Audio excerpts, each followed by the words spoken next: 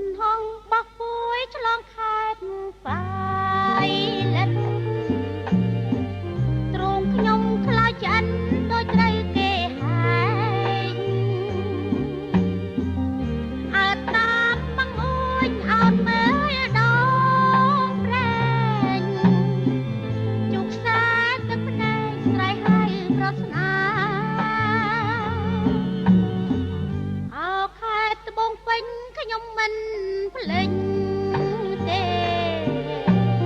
ស្ពានយល់គុំជេរថាខ្ញុំបែកបា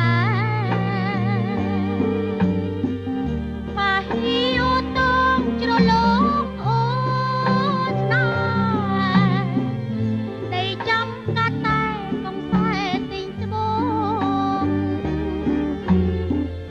ស្រណងខ្ទមស្បើមាត់អូ